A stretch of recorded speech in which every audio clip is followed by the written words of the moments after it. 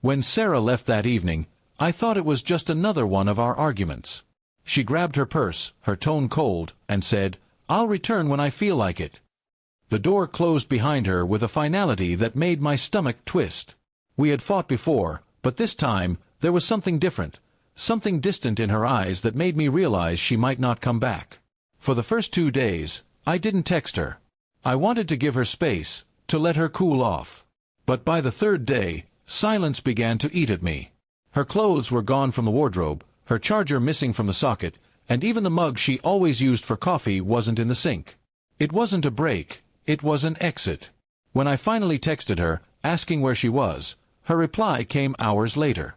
"I'll return when I feel like it. Don't wait up." That message felt like a blade. No apology, no sign of emotion, just pure indifference. My hands trembled as I reread her words. I didn't know what hurt more, her leaving or how little she seemed to care. I tried to distract myself, went to work, and avoided our shared friends who kept asking if everything was okay. I lied and said she was visiting her parents. In truth, I didn't even know where she was. Every night, I'd stare at my phone, hoping for a text or a call that never came. Then one evening, while scrolling through social media, I saw something that froze my blood. A friend had posted a picture from a local restaurant, and there she was, sitting across from a man I didn't know. Her smile was carefree, the same one I hadn't seen in months. The caption read, "Perfect dinner with new friends." For a moment, I couldn't breathe. I zoomed in, looking at her hand resting casually on the table. No wedding ring. My chest tightened. That was when the truth hit me. She hadn't needed space. She had found someone else. I spent the night thinking about what to do. Confronting her would only push her farther away. But then, an idea came to me, a way to make her realize what she had thrown away. Not through anger or words, but through truth. The next morning, I cleaned the house thoroughly. I put away her leftover things, folded what clothes remained, and boxed them up neatly. Then I took one photo, a picture of the front door, slightly open, with her boxed belongings placed right outside on the porch. I sent it to her with no caption.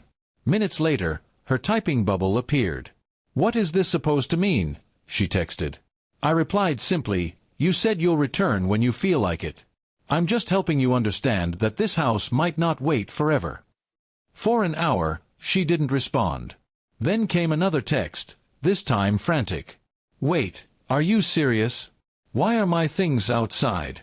Who's there with you?" The sudden shift from calm to panic almost made me laugh bitterly. I didn't answer. I just let the silence speak for itself. Not long after, my phone started buzzing with calls. I ignored every one of them. Then, around midnight, I heard the sound of a car pulling up outside. Through the window, I saw her rushing to the door, her face pale, her hands shaking. She knocked desperately, calling my name. When I opened the door, she looked terrified. "Why did you do that?" "I thought something happened to you," she stammered. I met her eyes calmly and said, "No, Sarah. Nothing happened to me. Something happened to us. You just didn't notice it until now." Her eyes filled with tears. She looked at the boxes and then back at me. "I didn't mean to stay away this long. I just needed time," she whispered. I didn't answer right away. For once, I wanted her to feel the weight of her choices, the fear of losing something real.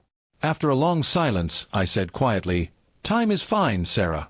But respect and honesty can't be paused. You left me wondering if I even mattered." She lowered her gaze, guilt written all over her face. "I'm sorry," she murmured. I didn't forgive her right away. Trust, once cracked, doesn't mend easily. But that night, I saw the fear in her eyes, the realization that my silence wasn't weakness. It was her wake-up call. And maybe, just maybe, that was what she needed to finally understand what she'd been taking for granted.